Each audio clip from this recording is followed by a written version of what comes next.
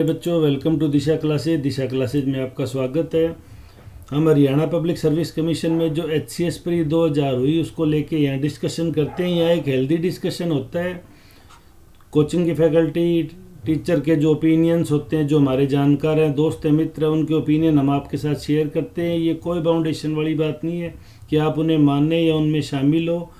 हमारा सीधा सा एक मतलब होता है यहाँ हेल्दी डिस्कशन हो। कुछ यूट्यूबर्स इस चीज़ को लेके बड़े पीड़ित हो रहे हैं कि HCS को लेके वीडियो बना रहे हैं, लोगों को बता रहे हैं, तो ऐसा कुछ नहीं। अगर आपको पसंद आता है आप लाइक करें, देखें, या आपको भी शामिल, आप अपनी बात रखने का मौका मिलेगा, आपको कुछ अच्छी जानकारी प्राप्त होगी।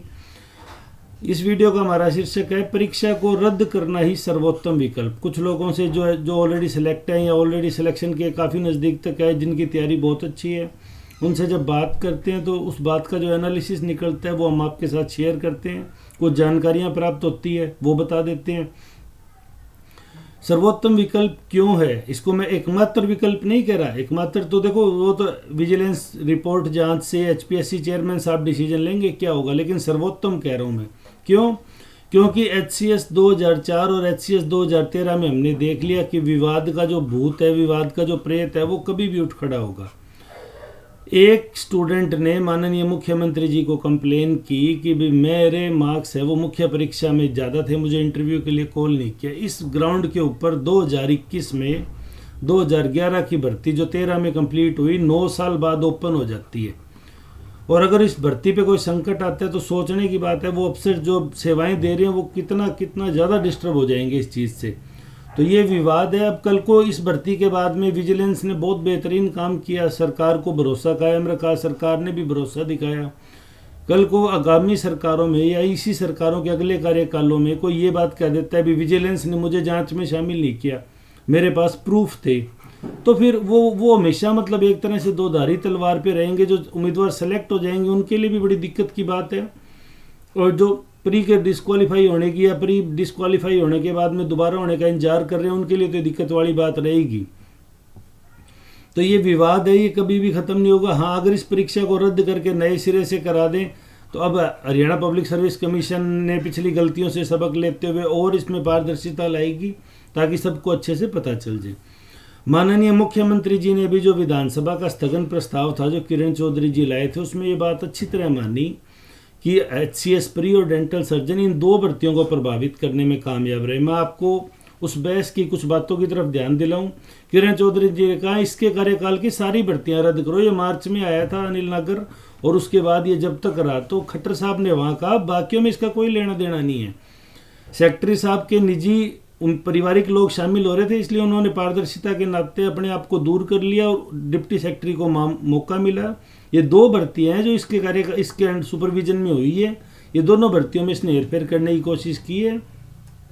इसके अलावा नहीं रद्द, ये बात मुख्यमंत्री जी ने वर्बली जो बोल के कही है, विधानसभा में कही हुई कोई भी बात होती है वो विधानसभा की कार्यवाही में नोट की जाती है। तो ऐसी बात नहीं है आप वहाँ कुछ भी बात बोल दोगे। तीसरी बात जो है रोल नंबर की बरामदगी और कैश बरामदगी, इससे सीधा इन्वॉल्वमेंट होता है। भाई 3.6 करोड़ के करीब तो कह रहे हैं कैश बरामद हुआ, कुछ 25-50 रोल नंबर है दोनों भर्तियों के, जो चिट मिली, जो स्लिप मिली, तो ये सीधा इन्वॉल्वमेंट साबित करते हैं। भाई CM साहब ने जो बात कही है कि डायरेक्ट इन्वॉल्वमेंट है, दो भर्तियाँ इफेक्टेड हो गई हैं। उन दो भर्तियों में से एक भर्ती है HCS प्री 2021 जो रद्द होना ही सर्वोत्तम विकल्प है। हम उसी मुद्दे पर बात कर रहे हैं। रद्द न होगी तो क्या होगा?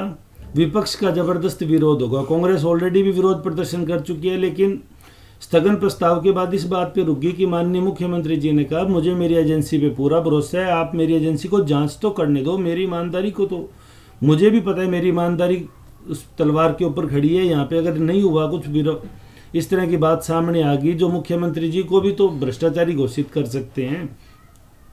अगर दोनों भर्तियों को क्लीन चिट मिल जाती है तो विजिलेंस को विपक्ष किसी भी मामले में इस मौके को नहीं छोड़ेगा, वो विरोध प्रदर्शन करेगा। माननीय राज्यपाल महोदय या राष्ट्रपति महोदय के पास ज्ञापन विपक्ष द्वारा दिया जाएगा। हम यहाँ INLD के अभय सिंह चौटाला जी का जो एक इंटरव्यू चल रहा है, भाई हम राष्ट्रपति से मिले, हालांकि उनकी मांग बहुत बड़ी है, वो तो कह रहे हैं HPSC को भंग करो, लेकिन HPSC भंग ना हो। लेकिन अगर इस तरह की विजिलेंस भी मिली हुई है, परीक्षा रद्द नहीं हो रही, तो इस तरह करके डिस्कशन में ये दिक्कत वाली बात है। कोई ये बहुत अच्छी बहुत स्मूथ बात नहीं है जिसको हम इसको मान सकें। तो हमारा ये मानना है कि अगर ऐसी स्थिति आएगी तो विपक्ष को मौका मिलेगा, वो राष्ट्रपति तक इस मामले को लेके जाएगा, नेशनल मीडिया में ये मामला आएगा। हरियाणा पब्लिक सर्विस कमीशन की वैसे भी साख को बड़ा नुकसान हुआ है भारी, ये और नुकसान करेगा। माननीय मुख्यमंत्री जी ने कह दिया मैं भ्रष्टाचार के लिए जीरो टॉलरेंस है, मैं किसी को माफ़ नहीं करूँगा। उनकी कितनी शानदार वर्डिंग थी कि कोई दोषी नहीं बचेगा।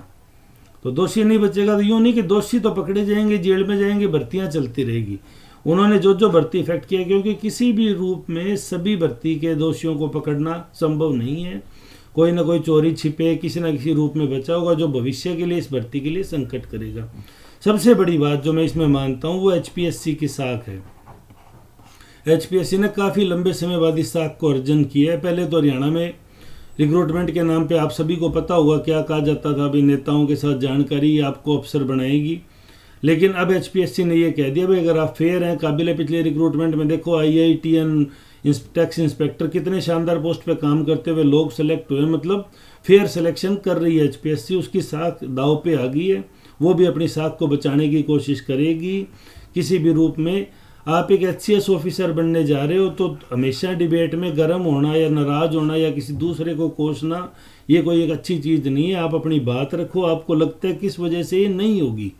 अगर आपको ऐसा कुछ लगता है तो आप कमेंट सेक्शन में लिखो, हम आपको उसका जवाब देने की कोशिश करेंगे, आपको बेहतरीन रूप से बताने की कोशिश करेंगे। हमारे जो जानकारी है वो आपको उपलब्ध कराने की कोशिश करेंगे।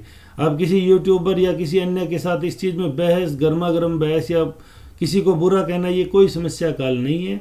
हम यहाँ एक हेल्दी डिस्कशन कर रहे हैं। भी परीक्षा को रद्द करना क्यों सर्वोत्तम विकल्प है? परीक्षा करवा लो, आज कंप्लीट करा लो, मेंस करा के इंटरव्यू करा दो, कोई ना कोई रिकॉर्डिंग लेके आ जाएगा, मेरी नागर से बात हुई, मेरा फलाना हुआ, कुछ लोग कितना कुछ आजकल चल रहा है। तो ये परीक्षा को तंग करेगा। तो मेरा भी यही कहना। और दूसरा मैं यहाँ जो बार बार एक बात कह रहा हूँ, अगर HPSC मान लो हमारी बात से सहमत है या हमारे विचार HPSC के साथ सहमत हो जाते हैं, परीक्षा रद्द हो जाती है, बहुत कम समय, 1 महीना या 1.5 महीने का समय मिलेगा आपको दोबारा तैयारी करने को। 1 महीने में एग्ज़ाम रिकंडक्ट करवाया जाएगा, तो आप उसकी तैयारी में जुट जाइए, अपनी पढ़ाई को जारी रखिए। पढ़ाई छोड़ना किसी भी रूप में विकल्प नहीं होता। और हमें इससे संबंधित कोई भी जानकारी मिलेगी तो ठीक है। अगर किसी यूट्यूबर को हमारे वीडियो बुरे लगते हैं तो भाई उसके लिए क्षमा है, वो हमारा वीडियो ना देखे, हम उसको किसी चीज़ को देखने के लिए बाध्य नहीं करते। ये आप दिशा क्लासेज पे देख रहे हैं। वीडियो देखने के लिए आपका बहुत बहुत धन्यवाद।